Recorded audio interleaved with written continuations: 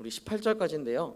요한복음 5장 1절부터 우리 9절까지만 읽고 말씀을 나누도록 하겠습니다. 요한복음 5장 1절부터 9절까지의 말씀 우리 함께 살펴보도록 하겠습니다. 신약성경 요한복음 신약성경 149페이지에 나와 있습니다. 요한복음 5장 1절부터 9절까지의 말씀, 요한복음 5장 1절부터 9절까지의 말씀 우리 함께 살펴보도록 하겠습니다. 저 한 절 여러분 한 절 읽도록 하겠습니다. 그 후에 유대인의 명절이 되어 예수께서 예루살렘에 올라가시니라. 예루살렘에 있는 양문 곁에 히브리 말로 베데스다라 하는 못이 있는데 거기 행각 5이 있고 그 안에 많은 병자, 맹인, 다리 저는 사람, 혈기 마른 사람들이 누워 물의 움직임을 기다리니 이는 천사가 가끔 못에 내려와 물을 움직이게 하는데 움직인 후에 먼저 들어가는 자는 어떤 병에 걸렸는지 낫게 되밀어라. 거기 38에 된 병자가 있더라. 예수께서 그 누운 것을 보시고 병이 벌써 오래된 줄 아시고 이르시되 내가 낫고자 하느냐. 병자가 대답하되 주여 물이 움직일 때 나를 못에 넣어주는 사람이 없어 내가 가는 동안에 다른 사람이 먼저 내려가나이다. 예수께서 이르시되 일어나 내 자리를 들고 걸어가라 하시니 같이 읽겠습니다. 그 사람이 곧 나아서 자리를 들고 걸어가니라. 이날은 안식일이니. 아멘. 우리 함께 이 말씀으로 나아갔으면 좋겠는데요. 오늘 고인물은 반드시 썩는다, 보인물은 반드시 썩는다라는 이 제목으로 함께 말씀 나눴으면 좋겠습니다. 요즘 시대는 어느 때보다 나를 향한 관심도가 굉장히 높은 시대가 아닐까 하는 생각이 듭니다. 그래서 이러한 관심도를 또 반영해 주는 것이 무엇이냐면 이 문화적인 부분들에 있어서도요, 나에 대한 관심이 굉장히 많다라는 것을 또 투영해 주는 것 같습니다. 기사를 본 적이 있는데요, 여러분 아이브라는 이 연예인을 아시는지 모르겠습니다. 이 아이브라는 이 그룹이, 여자 걸 그룹이 노래를 냈는데 그 러브 다이브라는 너무 구수한가요? 러브 다이브라는 이런 노래를 이렇게 냈는데요. 그 노래에 보면은 나르시시즘이라는 이야기가 나오고요. 그 중에 또 My God 그리고 I Love It이라는 이런 이야기가 나와요. 여러분 그런 것처럼 그 가수들은 자기에 빠져 사는 것 같은 그러한 노래를 부르면서 그렇게 살아가는 것이죠. 어떻게 보면 이것이 이 시대를 반영하고 있는 모습인 것 같습니다. 왜냐하면 그 노래가 아주 잘 됐기 때문입니다. 어떤 노래보다 잘 됐던 노래 중에 하나가 이 노래였기 때문에 자기에 대한 관심이 굉장히 많은, 또 자기를 사랑하는 것이 너무도 당연한 시대를 살아가고 있는 것이 지금 이 시대가 아닌가라는 생각을 하게 된다라는 것이죠. 이 시대뿐만 아니라 모든 시대마다 모두 나를 사랑하는 그 모습들이 조금씩은 투영이 되어 있는 것 같습니다. 몇 년 전만 해도요, 이렇게 이야기를 나누면서 이런 질문을 참 많이 했던 것 같아요. 혈액형이 어떻게 되세요? 혈액형이 어떻게 되세요? 요즘에는 또 바뀌었죠. 요즘엔 바뀌어서 MBTI가 어떻게 되시나요? 이렇게 질문하기도 합니다. 물론 내 자신이 어떠한 사람인지를 증명해내고 좀 드러낼 수 있는 모습이 혈액형이고 또 MBTI이기 때문에 그 성향을 말하지 않을지라도, 그 사람이 어떤 성향입니다라고 말하지 않을지라도 이 혈액형을 통하여서, MBTI를 통하여서 본인이 어떤 성향인지를 나타내고 알려주기 때문에 아주 간단한 이야기를 통하여서 자기를 설명할 수 있고 또한 다른 사람이 어떤 성향인지를 이해할 수 있는 그 모습이 바로 혈액형 혹은 MBTI, 이런 것들을 질문하는 것이죠. 그런데 여러분, 이 질문을 하는 의도가 무엇이냐면요, 질문하는 의도를 통하여서 내가 감추고 있는 의도는 나랑 잘 맞나 안 맞나, 나랑 좀 얘기할 때 쿵짝이 맞을까 안 맞을까, 이런 부분들을 생각하면서 결국은 기준이 나로 향하고 있다라는 것입니다. 그래서 결국은 모든 질문, 사람들에게 하는 모든 질문들이요, 결국은 나를 위해서 질문하는 그런 질문들이었다라는 것입니다. 현재를 살아가고 있는 우리에게는 가장 극명하게 드러나는 문제 중에 하나가 바로 자기 애호, 또한 자기 사랑이라는 것입니다. 또한 더 나아가서는 자기 연민에 빠져 있는 그러한 인생을 또한 우리는 살아가고 있다라는 것입니다. 나르시시즘에 빠져 있는 이러한 시대, 이 시대에 우리라고 과연 이렇게 잘 돌파해 나가며 피해가며 또한 살아가겠습니까? 마치 이러한 우리의 모습들을 잘 아시는 것처럼 요한복음은 특별히 예수님이 어떤 분이신지를 계속해서 이야기하고 있습니다. 예수님이 스스로를 이렇게 드러내시는 거죠. 나는 떡이다. 나는 생명의 떡이다. 나는 세상의 빛이다. 라고 이야기하면서 자기가 어떠한 분인지에 대해서 자기 스스로를 드러내고 있다는 것입니다. 여러분, 이 모습을 바라보면서 여러분 오해하지 말아야 할 것은 혹시 예수님도 나르시시즘이 있던 건 아닐까? 왜 자꾸 자기 PR을 하고 자기 얘기를 막 하시지? 여러분, 하지만 여러분 예수님이 말씀하시는 이 이야기는요, 결코 예수님 스스로가 나르시즘에 빠져가지고 그러한 생각들을, 그런 가치관들을 이야기하고 있는 것이 결코 아닙니다. 오히려 예수님은 이러한 자신의 어떠한 분인지를 내세우면서 이야기하면서 우리에게 말하고 있는 것입니다. 너희가 나르시즘에 빠질 여유가 없어. 왜냐하면 나 같은 세상의 빛, 또한 생명의 떡인 나를 의지하지 않고는 너희는 아무것도 할 수 없는 그러한 존재이기 때문이야. 여러분, 지금도 두고두고 회자되는 나라 중에 한 나라가 있다면 그것은 로마일 것입니다. 로마, 얼마나 강력했는지, 또한 길을 얼마나 잘 매끄럽게 만들었는지, 그 로마의 통치권 안에 있을 때에 사도 바울이 전도를 하며 나아갈 때마다 그 길이 너무도 잘 되어 있어서 전도 여행을 떠나는 것이 너무도 좀 편했고 쉬운 그러한 모습을 보여주고 있었다라는 것이죠. 그만큼 로마는 길이 없으면 길을 만드는 그러한 나라이기도 했습니다. 그런데 이 나라에 가장 두드러지게 나타났던 특징이 무엇이냐면 시민권이었습니다. 시민권.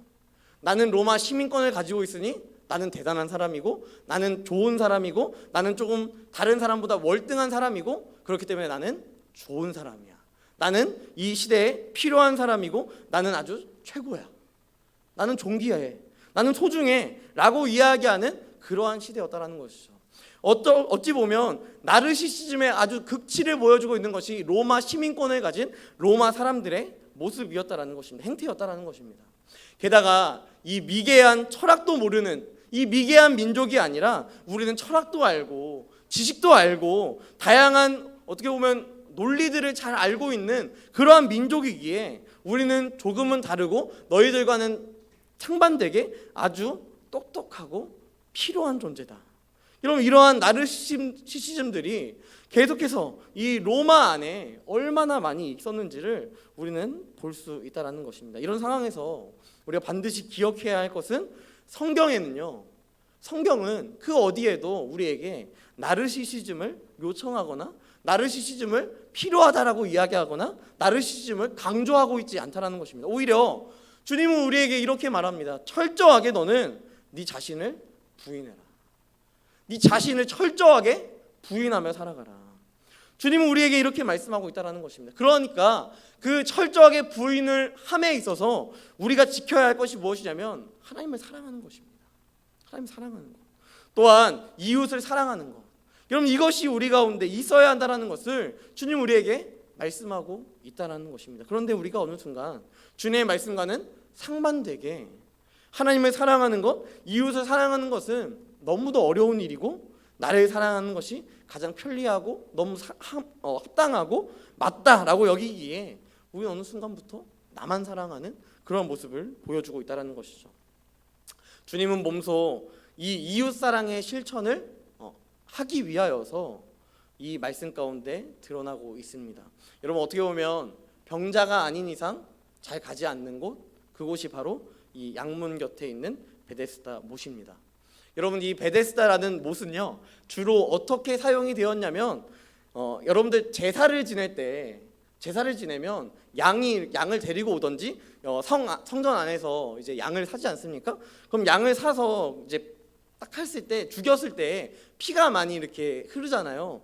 그런 것들을 씻어내는 그러한 용도로 쓰던 것이 양문 곁 베데스다였습니다. 여러분, 그런데 이 베데스다 못, 이 못으로 예수님께서 오히려 찾아가고 계신다라는 것입니다. 여러분, 그곳에는요 5개의 행각이 있었습니다.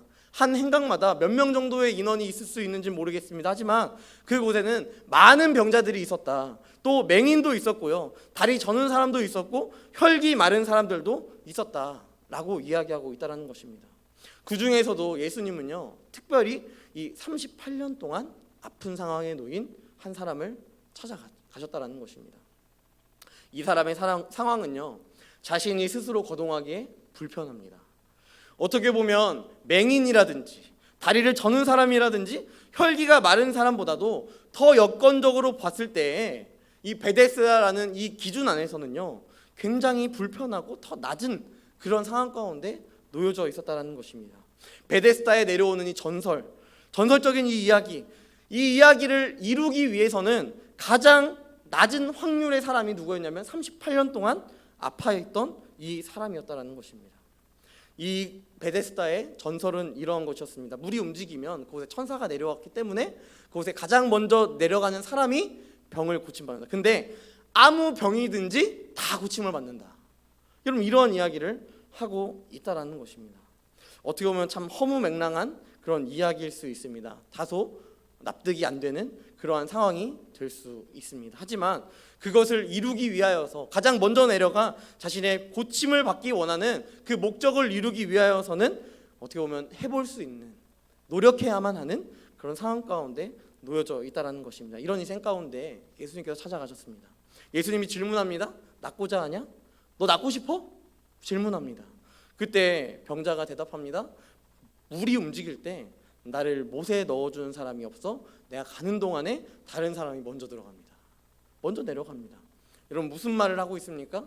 낫고자 하느냐 질문하고 있는데, 그렇다면 네, 낫고 싶습니다 라고 대답하는 것이 마땅한 이야기일 텐데, 설명이고 또한 대답일 텐데, 이 병자의 대답은 굉장히 어색하고 이상합니다. 자신을 들어서 물에 넣어줄 사람이 없다. 여러분, 어느 순간 병자에게 있어서 가장 중요한 인생의 가치가 변질되어 버린 거예요. 여러분, 자신이 느끼고 있는 38년 동안의 불편함, 그래서 낫고자 하는 의지가 있었지만, 그래서 이곳에 온 것 아니겠습니까? 베데스다라는 곳에 가면 가장 먼저 그 물이 움직였을 때 가장 먼저 들어가는 사람이 아무 병이라든지 낫는다니까. 그 고침을 받기 위하여서 간 장소가 이 베데스다라는 못 아니었겠습니까? 여러분, 근데 그 못에 갔을 때 그가 목적하고 있는 바가 무엇이냐면, 그는 더 이상 회복이 아니고 고침이 아니고 그 못에 내가 먼저 내려가야 한다. 다른 사람이 내려가기 전에 내가 먼저 그곳에 내려가서 어떠한 병이든 고침 받는다는 그 베데스다 못에 들어가서 고침을 받아야 한다. 그럼 이것만을 생각하고 있는, 목적이 변화된 그러한 삶을 살아가고 있다는 것입니다. 여러분, 안타까운 사실은 더 있습니다. 그 못에 누군가의 도움을 받아서 그가 가장 먼저 내려간다 할지라도요, 결코 38년 된 병자는 나을 수 없다는 거예요.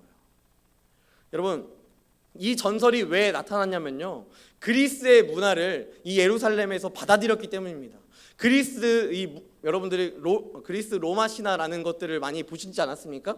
그런 것들을 통하여서 여러분, 그리스 로마 신화에 있는 한 전설 중에 하나가 무엇이냐면, 물로 씻어내면 그 신의 도움을 받아서 어떤 병이든지 다 나을 수 있다. 여러분, 이러한 문화들, 이러한 전설들을 여러분 어디서 지금 하고 있습니까? 성전이 있는 이 양문 곁에 있는 베데스다에서 지금 벌어지고 있는 이러한 상황이었다라는 것입니다. 그런데 우리가 이런 모습을 보여주고 있지 않습니까? 한국 교회가요, 여러분, 이러한 모습을 바라보면서, 이러한 모습을 보여주면서 생존을 연명하고 있지는 않은가. 또한 우리가 그리스도인이다라고 이야기하면서 여러분, 이러한 모습으로만 살아가고 있지 않은가. 여러분, 우리가 이러한 생각을 한번 해봐야 한다는 것입니다. 마치 이단들이나 할 법한 이러한 이야기를 하면서 누군가를 현혹시키려고 노력하고 있는 것이죠. 제가 최근에 한 교회에 있는 장로님의 이야기를 들은 적이 있습니다. 그 교회의 장로님이 너무 재정적으로 힘들고 또 빚이 너무 많아져서 건물을 팔았대요. 자신이 가지고 있는 마지막 재산이었던 이 건물을 팔았습니다. 그 건물을 팔고 나서 그 건물 판 돈으로 자신의 빚을 다 갚고, 이제 좀 빚 없이 살아야겠다라고 생각하고 있었다고 합니다. 자, 이렇게 했으면 끝났을 텐데요, 그 소문이 돌았어요. 건물을 팔았다라는 소문이 돌았습니다. 그때 한 담임 목사님이 이 장로님을 불렀습니다. 이 장로님을 불러서 이 담임 목사님이 한 이야기가 무엇이냐면, 장로님, 건물을 파셨다면서요, 왜 헌금 안 하세요? 그거 다 바치면 하나님 복 주실 건데 왜 그거 안 내세요? 제가 정말 친한 형의 아버지였던 장로님이었거든요. 그분이 그 교회가 올해 50주년을 맞이했습니다. 그래서 어제 50주년 행사를 한다고, 사실 제 모교예요. 그래서 전화가 왔어요. 참석해라. 이런 이야기를 했었는데요. 그 장로님은 그 교회에서 거의 50년 동안을 섬기셨고 헌신하신 분이었습니다. 그런데 그분은 그 이야기를 듣고 그 교회를 떠났습니다. 여러분, 교회는 많은 사람들이요, 회복을 누리기 위해서 옵니다. 마음의 상처를 치유받기 위하여서 오는 것입니다.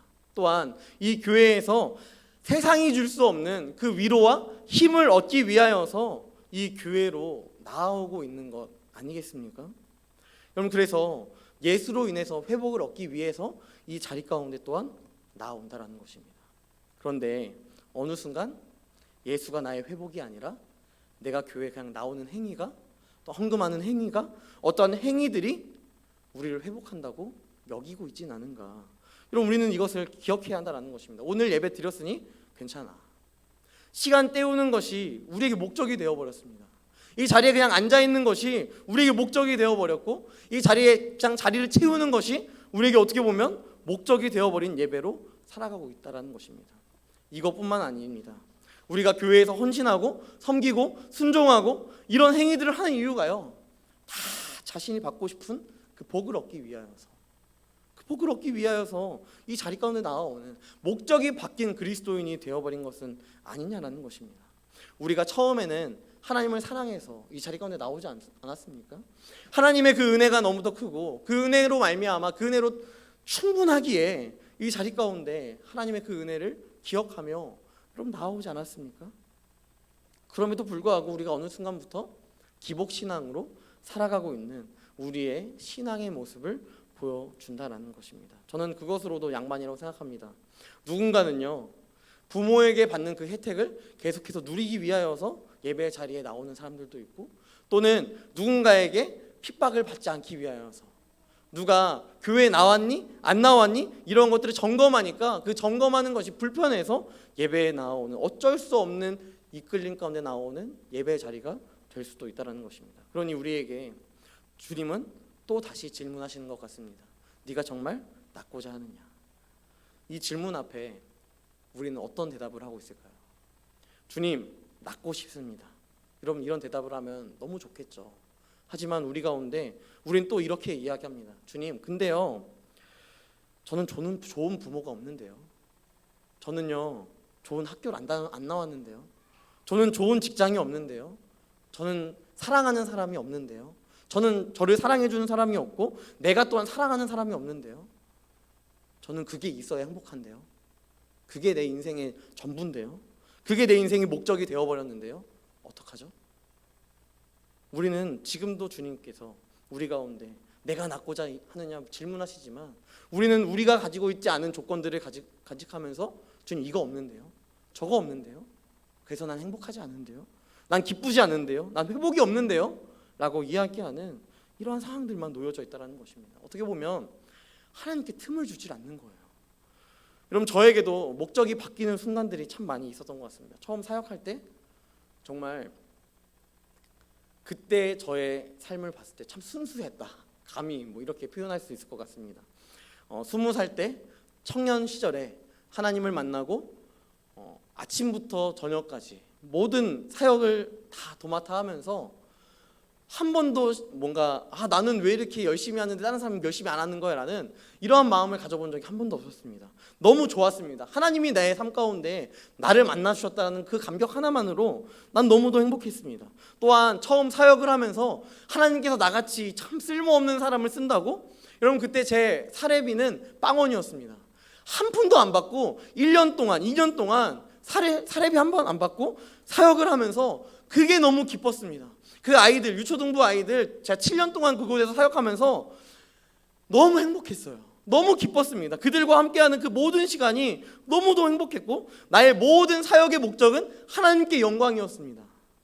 하지만 시간이 지나면서 제 안에 현실적인 목적들이 자꾸만 많이 생겨나고, 또한 그 목적들을 바라보면서 내 삶이 점점 바뀌고 있다는 것입니다. 언제부턴가요? 숫자를 세기 시작합니다. 몇 명 왔지? 몇 명 왔지? 우리 몇 명 왔지? 이런 숫자들을 세기 시작하는 거예요. 여러분, 제가 찬양할 때 뒤를 안 돌아봐요. 왜 그런지 아세요? 실망할까봐. 내 스스로가 실망할까봐. 그래서 나는 그냥 하나님만 보겠다라는 마음으로 앞에만 보고 찬양을 막 하거든요. 그럼 이게 저의 현주소예요. 여러분, 오직 하나님께 예배하는 예배 아닙니까? 영과 진리로 예배하는 예배 아닙니까? 하나님만 바라보면 한 명이 있든 100명이 있든 그게 뭐가 그렇게 중요하다고. 그럼에도 불구하고 저 현주소는 이런 거예요. 그런데 제가 여러분들이 뭐 몇 명이 왔다 이것을 통하여서 여러분 왜 실망하기도 하고 기뻐하기도 할까 생각해 보면요, 그게 나의 나르시즘인 거예요. 이렇게 많이 왔구나. 아, 너무 좋다. 내가 이렇게 많은 사람들한테 설교할 수 있구나. 내가 이 앞에서 많이 함께 교제할 수 있구나. 너무 좋다. 이게 하나님께 영광으로 나아가질 않는 거예요. 그냥 왔으니까 그게 나에게 위로가 되고 나에게 감사가 되고 내 인생 참 쓸만했다 라는 느낌으로 여겨진다라는 것입니다. 여러분, 저만 그런가요? 제가 목사지만 여러분, 저만 그런가요? 저만 이렇게 목적이 바뀌던가요? 여러분들도 다 이런 경험을 해보지 않으셨습니까? 여러분, 만약에 여러분들이 저에게 목사님만 그런 것 같습니다 라고 이야기한다면 여러분, 요한 1서에 나오는 여러분들 하나님을 거짓말쟁이로 만드는 것입니다. 여러분, 사랑하는 청년 여러분, 하나님은 오늘도 여러분에게 질문하십니다. 너희 목적이 무엇이니? 네가 살아가야 할 이유가 무엇이니? 왜 그 목적을 또한 놓치고 살아가고 있니? 여러분, 웨스트민스터 이 문답에 보면요, 사람의 제일된 목적은 하나님을 영화롭게 하는 것입니다. 또한 하나님 그분으로 인하여서 영원토록 기뻐하는 것입니다. 그분으로 인하여 우리의 모든 목적은 하나님이어야 합니다. 우리의 모든 목적은 하나님께 영광이어야 합니다. 우리의 모든 목적은 그분으로 인하여 기뻐하는 삶이 되어야 한다는 것입니다. 여러분, 정말 이 목적을 붙잡고 이 시간 이 자리 가운데 나오셨습니까? 혹은 예배 드리는 날이니까 주중에 6일 잘 보냈고 일요일 되어서 그냥 시간이 됐으니까 이 자리 가운데 나오셨습니까? 그런데도 불구하고 오늘 이 말씀이 우리에게 위로가 되는 사실이 하나 있다면, 주님은 이러한 우리의 모습을 보시면서도 한 번도 분노하지 않는다는 거예요. 여러분, 38년 된 이 병자가 주님, 나를 제일 먼저 넣어주는 사람이 없어서 제가 너무 곤혹스럽습니다 라고 이야기하는 그 대답을 하고 있는 이 병자한테 예수님이 야, 정신 안 차려? 낫고자 하냐 물어봤잖아. 이렇게 대답하지 않는다라는 거예요. 화내시지 않는다라는 것입니다. 여러분, 예수님께서 오히려 38년 된 병자에게 무엇을 이야기합니까? 야, 답답한데 막막한데, 야, 이거 왜 이렇게 믿음대로 고백하지 못하는 거야? 그냥 낫고 싶으면 낫고 싶다고 얘기하면 되잖아 라고 이야기하지 아니하시고, 그 주님이 이 38년 된 병자에게 하는 말씀이 무엇이냐면, 일어나 내 자리를 들고 일어나 걸어라, 그냥 이렇게 이야기한다라는 거예요. 분노하지 않으십니다. 화를 내지도 않으세요. 막 나 같으면 막 진짜 막 한 대 줘 박을 것 같은데 한 번도 분노하지 않으시고 그냥 일으키십니다. 그냥 일으키세요. 여러분, 우린 목적을 잃고 살아가는 것에 선수예요. 여러분, 우리는 어떻게 보면 참 주님의 그 은혜를 놓치고 살아가는 것에 있어서 누구 하나 할 것 없이 1등입니다. 누가 감히 나를 대적할 수 있겠어? 하나님의 뜻이 아니라 내 뜻대로 살아가는 것에 있어서 우리는 누구보다도 1등의 인생을 살아가고 있다는 거예요. 그런데 그러한 인생 가운데 주님께서는 찾아오셔서 말씀하시는 것이 무엇이냐면, 그저 일어나 걸어라. 이런 이야기를 하고 있다는 것입니다. 여러분, 우리가 이 진정한 삶의 목적을 회복할 때 주님이 우리에게 말씀하시는 것은 우리에게도 똑같이 말씀하시는 거예요. 일어나 걸어라. 회복하라는 말씀을 하고 있다는 것입니다. 여러분, 오늘 이 본문의 배경인 베데스다, 은혜의 집이라는 의미를 담고 있습니다. 여러분, 그럼에도 불구하고 어떠한 은혜도 이 병자들은 경험하지 못하고 있습니다. 그런데 이 허물뿐이고 이름만 있는 이 베데스다에 진정한 은혜의 주인이신 예수님께서 찾아오셨습니다. 베데스다, 어떻게 보면 신앙적으로 봤을 때도 그리스 로마 신화를 믿고 있는 그러한 전승을 믿고 있는 그러한 어떻게 보면 참 성전 안에서도 이교도적인 하나님 안에서의 어긋나 있는 그러한 모습을 보이고 있는 이 베데스다. 이 베데스다로 예수님께서 찾아가십니다. 또한 병자를 고쳐주십니다. 여러분 이게 진짜 은혜 아닙니까? 이게 진짜 은혜 아닙니까? 목적을 잃어버린 38년 된 병자의 이 목적을 다시 회복시키시고 그를 걷게 하시는, 여러분 이것이 은혜요? 이것이 사랑 아니겠습니까? 여러분 이 사랑이 있기에 여러분 똑같이 목적을 잃어 살아가고 있는, 한 주 동안에 목적을 잃어버리고 살아가고 있는 우리의 인생 가운데 주님 말씀하시는 거예요. 이 자리로 나와라. 이 예배의 자리로 나와 하나님께서 우리에게 말씀하시는 것이 무엇이냐면 내가 너를 낳고 싶어. 내가 너를 낫게 하고 싶어.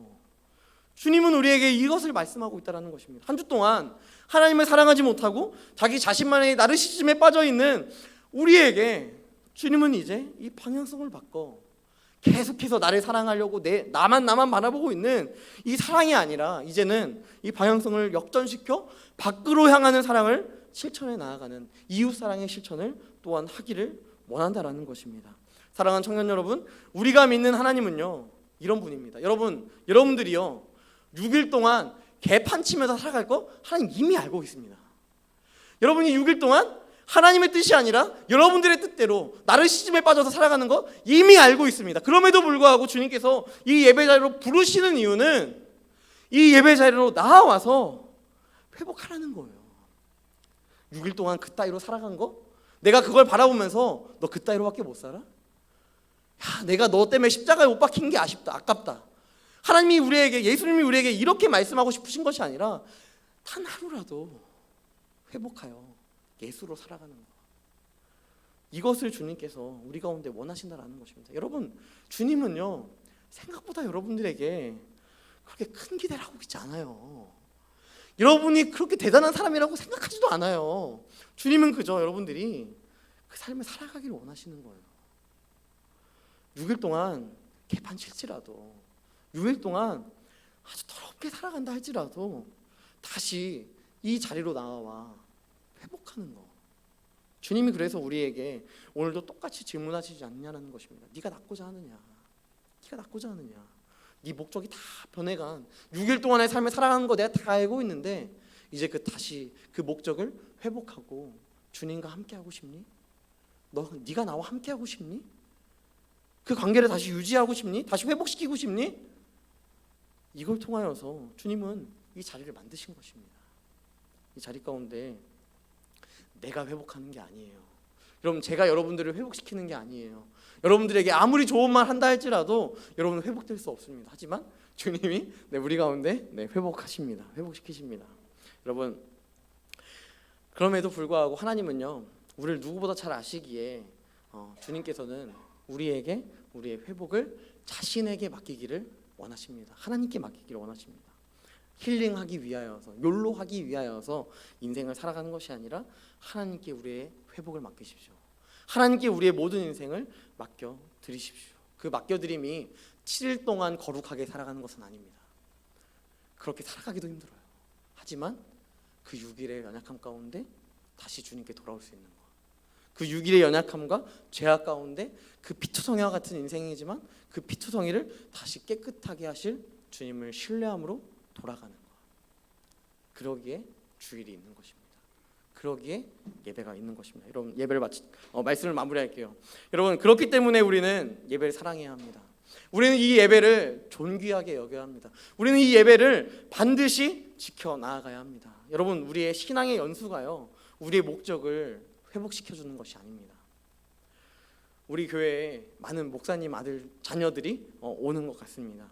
목사의 자녀라고 그것을 스스로 회복할 수 없습니다. 장로의 아들이라고, 장녀의 자녀라고 그것을 회복시킬 수 없습니다. 어떠한 조건들이 우리를 회복시킬 수 없습니다. 그런데 우리 안에 회복할 수 있는 유일한 방법이 있다면 그것은 예수 그리스도. 예수 그리스도. 여러분 현실적으로요. 여러분 이 베데스다라는 이 못은 그 당시에 어떻게 쓰여졌냐면 빗물을 저장하는 장소였습니다. 그러니까 물이 유통되는 그런 장소가 아니라요. 이 예루살렘이나 이 이스라엘 땅 가운데는 물이 이렇게 귀했기 때문에 비가 내리면 그 우기 기간에 겨울 동안에 물을 모아서 그 물을 사용하는 그런 용도로 사용하는 곳 중에 하나가 이 베데스다였습니다. 그러니까 이 베데스다 이런 물이 깨끗했을까요? 더러웠어요. 이 물은 너무 더러웠지만 이 빨리 들어가면 낫는다라는 목적이 하나 있었기 때문에 그것을 붙잡고 많은 사람들이 있었다라는 것입니다. 하지만 여러분, 주님께서는 우리에게 가장 귀한 생수의 강이 흐르게 하십니다. 가장 깨끗한 물이 우리 가운데 흐르게 하시는데 그것은 바로 예수를 믿음으로 인하여서 간직하게 되는 성령 하나님. 성령 하나님께서 우리를 생수의 강이 흐르게 하시고 또한 어떠한 등급으로도 매길 수 없는 가장 최상급의 물로 우리를 깨끗하게 해 주신다라는 것입니다. 그렇기 때문에 우리는 이 자리에 다시 나와 주님의 그 깨끗함을 얻으며 살아가는 존재가 되어야 합니다. 여러분, 일주일 동안 삶이 버거우셨습니까? 일주일 동안 삶이 힘드셨습니까? 일주일 동안 내 삶이 실패한 것 같으셨습니까? 괜찮아요. 주님이 여러분들을 이 예배 시간에 또한 함께 소그룹을 나누며 함께 한 주를 살아가며 다짐할 때에 여러분들을 깨끗게 하실 것이고 예수 그 이름으로 충분하게 하실 것입니다.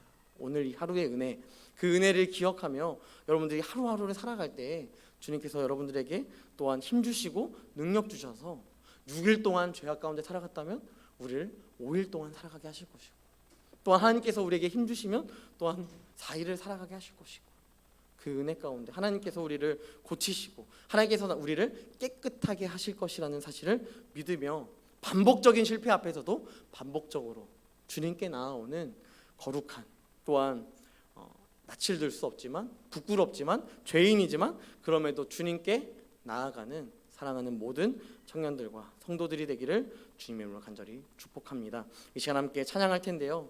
우리가 이 회복을 소망하며 우리 함께 찬양했으면 좋겠습니다. 우리 함께 찬양할 때 예수 나의 치료자, 예수 나의 치료자 함께 찬양하며 나아가도록 하겠습니다.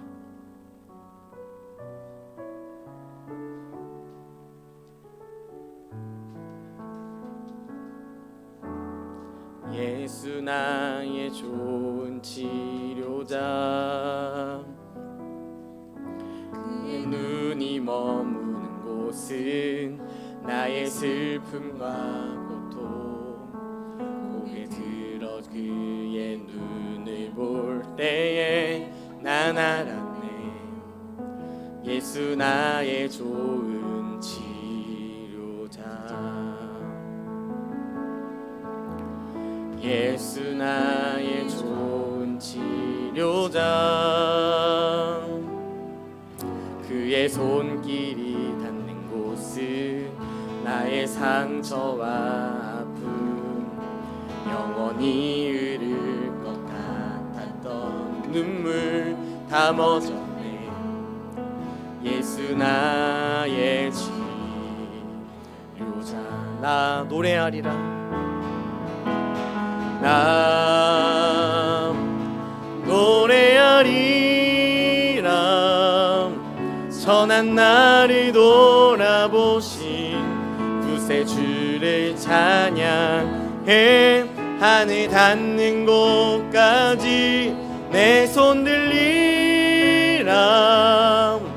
예수 나의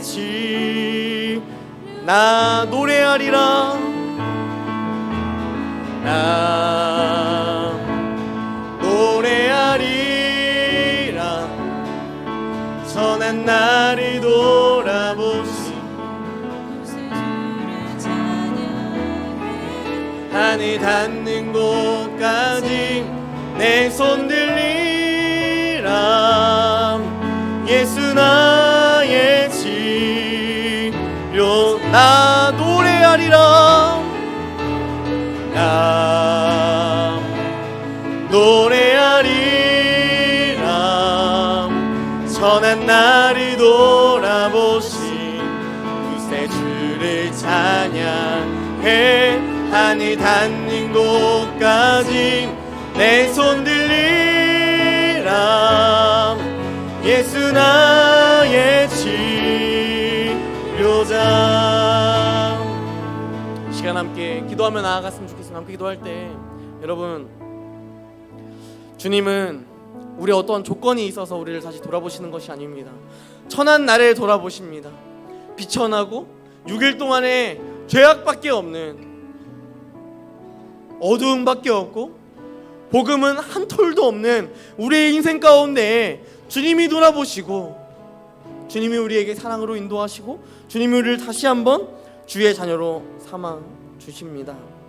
그런데 우리는 어떠한 삶을 살아가고 있는지, 하나님, 내가 비록 천한 인생이라 할지라도 6일 동안의 연약함과 죄악 가운데 놓여 있다 할지라도 주님이 예배를 사모하게 하시고 이 예배로 회복되게 하시고 예수로 회복되는 또한 귀한 은혜를 우리 가운데 허락하여 주시옵소서. 하나님, 우리에게는 회복이 필요합니다.